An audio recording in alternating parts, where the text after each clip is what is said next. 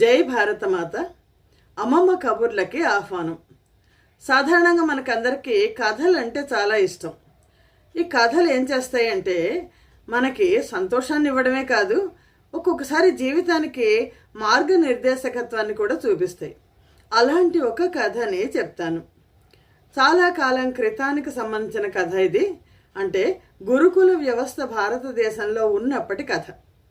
ఒక గ్రామంలో అజయుడు విజయుడు అనే ఇద్దరు చిన్న పిల్లలు ఉన్నారు. అజయుడి తల్లిదండ్రులు, విజయుడి తల్లిదండ్రులు వాళ్ళు కూడా చాలా స్నేహితులు. అజయుడు విజయుడు మంచి స్నేహితులు.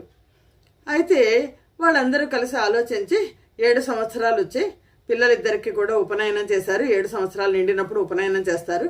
ఇప్పుడు ఏ గురువు దగ్గరికి మన పిల్లల్ని విద్య కోసం పంపించాలి అని వాళ్ళు ఆలోచించుకున్నారు. ఆలోచించుకుంటే సాధారణంగా ఇప్పుడు మనం కూడా ఏ స్కూల్ మంచిది అని ఆలోచించినట్టు ఎవరో చెప్పారు, ఫలానా చోట ఒక మంచి గురువు గారు ఉన్నారు, ఆ గురువు గారు చాలా పిల్లలకి ముఖ్యంగా విద్యార్థులకి చాలా ప్రేమతో బోధ చేస్తారు అని అంటే ఇద్దరు తీసుకెళ్ళి ఈ విజయుడిని అజయుడిని ఇద్దరు కూడా ఆ గురువు గారి దగ్గరికి, సాధారణంగా ఈ గురుకులాలు ఎక్కడ ఉంటాయంటే అడవుల్లో ఉంటాయి. గురువుగారు మొత్తం మిగిలిన యజ్ఞయాగాదులు ఉన్న కర్మలన్నీ చేస్తూ విద్యార్థులకి తనే భోజనం పెట్టి, గురుపత్ని వంట చేసి పెడుతుంది, ఆవిడ భోజనం పెడుతుంది, చదివించేవాళ్ళు అక్కడే ఉంటారు. మొత్తం విద్యార్థులందరూ కూడా వీళ్ళకి అక్కడికి వెళ్తే ఆ గురుకులం ఆశ్రమ వాతావరణం అది నచ్చింది. వెళ్ళి గురువు గారి దగ్గర ఈ అజయుడిని విజయుడిని ఇద్దరిని చేర్చారు. ఇద్దరిని చేర్చిన తర్వాత గురువుగారు అన్నారు, మీరు వెళ్ళిపోండి, ఒక 6 నెలల తర్వాత వచ్చి మీరు చూసుకోండి మీ పిల్లల యొక్క చదువు ఎలా సాగుతోందో అని అంటే తల్లిదండ్రులు ఇద్దరు వచ్చేసారు. తల్లిదండ్రులకి బెంగగానే ఉంది, చిన్నపిల్లల్ని గురుకులానికి పంపించాము అని బెంగగానే ఉంది. తర్వాత కొన్నాళ్ళు అయ్యాక ఇంకా గురువు గారు చెప్పారు కదా మధ్య మధ్యలో మీరు వచ్చి చూసుకోవచ్చని చెప్పేసి ఈ విజయుడి తల్లిదండ్రులు అజయుడి తల్లిదండ్రులు ఇద్దరు కూడా గురుకులానికి వెళ్ళారు. గురువు గారికి అజయుడు విజయుడు ఇద్దరు తల్లిదండ్రులకు వచ్చారు. విజయుడిని తల్లిదండ్రులు అడిగారు, నాన్న ఈ గురుకులం నీకు ఎలా ఉంది అంటే, చాలా బాగుంది గురువుగారు, దేవుడిలాగా ఆయన గురుపత్ని నాకు కడుపు నిండా భోజనం పెడుతున్నారు. అమ్మ ఇక్కడ నాకు చాలా బాగుంది, నువ్వు నాన్నతో పాటే ఉన్నట్టే నాకు గురువుగారు గురుపత్నితో ఉంటే అందులో అందరూ స్నేహితులు ఉన్నారు అని చెప్పాడు విజయుడు. అజయుడిని, నాన్న ఇక్కడ ఎలా ఉంది అని అజయుడు తల్లిదండ్రులు అడిగితే అజయుడు అన్నాడు, చిచిచి నేను ఇక్కడ అసలు ఉండను. గురుపత్ని ఆవిడ రుచికరమైన భోజనాలు ఏమీ చెయ్యదు, ఆవిడ ఏదో మేము తీసుకొచ్చినవన్నీ కూడా మాకు భోజనంగా పెడుతుంది. అలాగే గురువుగారు గురువుగారు ఇప్పటిదాకా నాకేం విద్య నేర్పించలేదు. గురువుగారు ఇక్కడ నాకేమొచ్చింది అంటే ఆశ్రమం మొత్తం అంతా ఊడవమంటారు, ఆ ఊడవుడు వచ్చిందమ్మా, నాకు ఇంకే చదువు రాలేదు అని చెప్పాడు అజయుడు. వెంటనే విజయుడి తల్లిదండ్రులు అజయుడి తల్లిదండ్రులు బయలుదేరేటప్పుడు అజయుడి తల్లిదండ్రులు గురువుగారితో చెప్పారు, మా పిల్లాడు బెంగ పడుతున్నాడు, మేము మా పిల్లాడిని తీసుకెళ్ళిపోతాము, మాకు కూడా బెంగగా ఉంది. గురువుగారు అన్నారు, సరే తీసుకెళ్ళిపోండి అని అంటే చదువు ఏం చెప్పలేదు కదా, గురువుగారికి దర్శనం ఇవ్వాల్సిన అవసరం కూడా లేదు. వీళ్ళు అజయుడిని తీసుకొచ్చేశారు. విజయుడు నేను రానన్నాడు, రావాల్సిన అవసరం కూడా లేదని తల్లిదండ్రులు అనుకున్నారు. విజయుడి తల్లిదండ్రులు వెనక్కి వచ్చేసారు. ఈ అజయుడిని గురుకులం నుంచి తీసుకొచ్చేసాం, ఇంకెక్కడైనా చదువు నేర్పించే పని పెట్టుకోవాలి కదా, మళ్ళీ గురుకులాలు ఎక్కడే బాగున్నాయి అని వెతకడం మొదలెడితే కొంచెం దూరంలో ఇంకో గురుకులం ఉంది, ఆ గురుకులంలో గురువుగారు గురుపత్ని చాలా బాగా చూసుకుంటారు అని చెప్పారు. ఈ అజయుడిని తీసుకెళ్ళి ఆ గురుకులానికి తీసుకెళ్ళి ఆ గురుకులంలో చేర్పిస్తే గురువుగారు అడిగారు, ఇంతకుముందు ఒక గురువుగారి దగ్గర చేర్పించారేమో కదా అంటే, లేదు మా వాడికి అక్కడ నీళ్లు పడలేదు, ఆరోగ్యం బాగుండలేదు, అందుకని తీసుకొచ్చేసాం, మీరు మళ్ళీ మొదటి నుంచి చెప్పాలి అని అంటే గురువుగారు అన్నారు, సరే అన్నారు. అక్కడ అజయుడు గురుకులంలో చదువుకుంటున్నాడు. కొన్నాళ్ళైంది, మళ్ళీ ఈ తల్లిదండ్రులు వ్యామోహం పోక మళ్ళీ అజయుడిని చూడడానికి వెళ్తే అజయుడు అన్నాడు, చీచీచి అమ్మ ఇక్కడ అస్సలు బాగుండలేదు, ఈ గురువుగారు ఏం చదువు చెప్పట్లేదు, గురువుగారు గురుపత్నికి సహాయం చేయమంటారు, ఆవిడకి కూరలు తరగడంలోనూ వంట చేయడంలోనూ నేను సహాయం చేస్తున్నాను, ఇంకేమీ చేయటం లేదు నేను అని అంటే తీసుకొచ్చేసారు. మళ్ళీ చదువు రావట్లేదు, ఏ గురువు కూడా సరిగ్గా చదువు చెప్పట్లేదు, ఈ గురువులందరూ ఇలా తయారయ్యారేంటి, మన పిల్లల్ని ఎంతో గారాభంగా పెంచుకున్న మన పిల్లల్ని తీసుకెళ్ళి వాళ్ళకి అప్పగిస్తే వాళ్ళు పని వాళ్ళలాగా చూస్తున్నారేంటి అని. ఆ తర్వాత మళ్ళీ మొదలైంది. మళ్ళీ 6 నెలల పాటు ఇంకొక గురువు గారి దగ్గర చేర్చారు. మళ్ళా అజయుడి దగ్గరికి వెళ్ళారు. వెళ్తే మళ్ళీ అజయుడు చెప్పాడు, ఈ గురువు గారి దగ్గర నాకు ఏమొచ్చింది అంటే, గురువు గారితో పాటు ఇక్కడ నది ఉంది, నది దగ్గరికి గురువు గారి బట్టలు తీసుకుని వెళ్తాను నేను. గురువు గారు స్నానం చేసేదాకా ఆ బట్టలు పట్టుకుని నుంచుంటాను. గురువు గారు స్నానం చేసేసి వచ్చేసాక అప్పుడు గురువు గారు వదిలేసిన బట్టలు నేను ఉతుకుతాను, గురువు గారు నేను పట్టుకొచ్చిన బట్టలు కట్టుకుంటారు. తర్వాత నేను స్నానం చేసేసి నా బట్టలు ఉతుక్కుని గురువు గారి బట్టలు ఉతుక్కుని వెనక్కి వస్తాము. నాకు గురువుగారి బట్టలు ఉతకడం తప్ప ఇంకేమీ రాలేదు అని అంటే మళ్ళా అజయుడిని తీసుకొచ్చేసారు. గురువులు చదువులు చెప్పడం లేదు, గురుకులాలలో ఊరికే ఈ విద్యార్థులందరినీ పెట్టుకుని చూపించుకుంటున్నారు అంతే. ఇప్పుడు కొన్ని స్కూళ్ళలో సంఖ్య చూపించుకుంటారు, విద్యార్థులు మాకు ఎంతమంది ఉన్నారు అలా చూపించుకుంటున్నారు. ఇలాగా దగ్గర ఒక 6-7 సంవత్సరాలు గడిచాయి. ఇంకా వీడు పెద్దవాడైపోతున్నాడు, 8 ఏళ్ళు 16 ఏళ్ళు వచ్చేసాయి.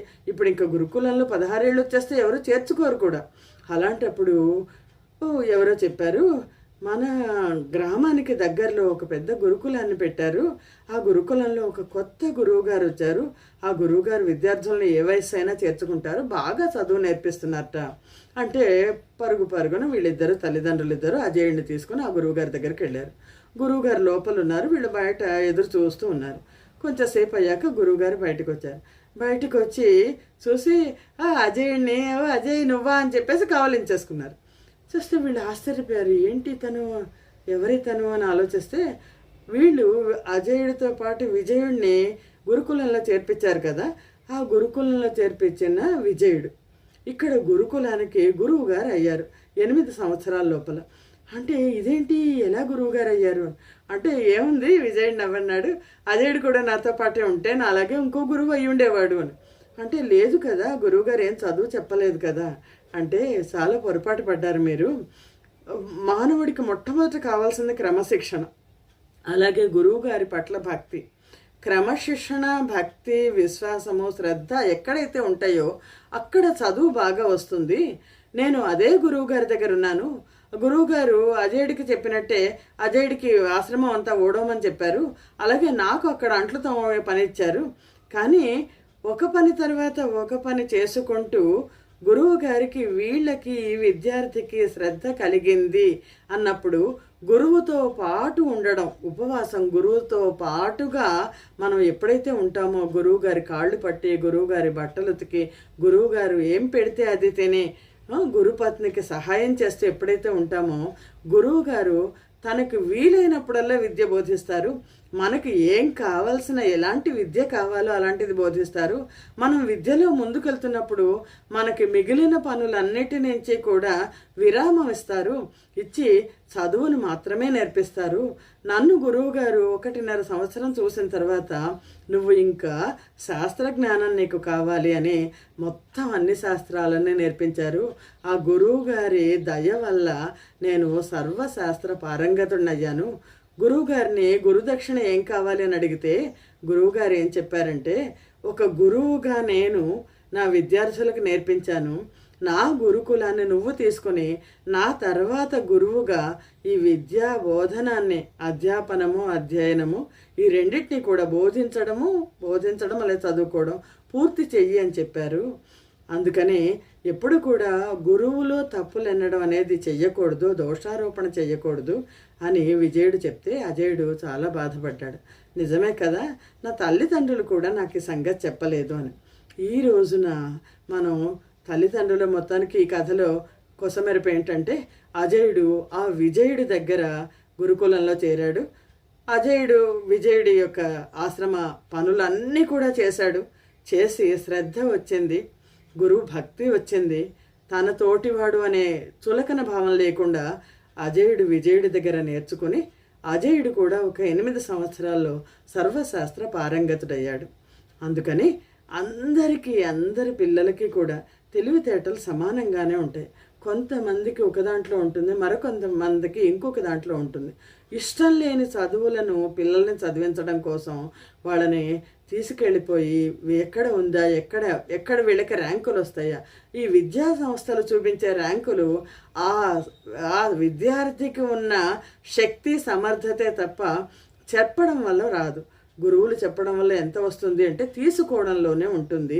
అలాగా మన పిల్లలని మనం వాళ్ళు ప్రశాంతంగా చదువుకుని వాళ్ళ లోపల ఉన్న విద్యా తృష్ణ అది పైకి వచ్చేట్టుగా మనం చేస్తే వాళ్ళు మొత్తం అందరిలోనూ కూడా శ్రేష్ఠులుగా ఉంటారు.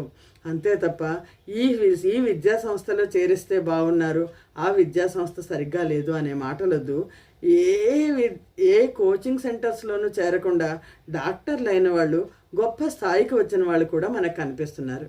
అందుకని చదువుకునే పిల్లలు ఉన్నప్పుడు తల్లిదండ్రులు తపన పడకుండా, బాధపడకుండా, కంగారు పడకుండా జాగ్రత్తగా తమ పిల్లలు ఎలాంటి విద్యలో వాళ్ళు శ్రేష్ఠులు అవుతారు అన్నది చూసుకొని వాళ్ళ స్వభావాలను బట్టి విద్యా సంస్థల్లో చేర్చండి.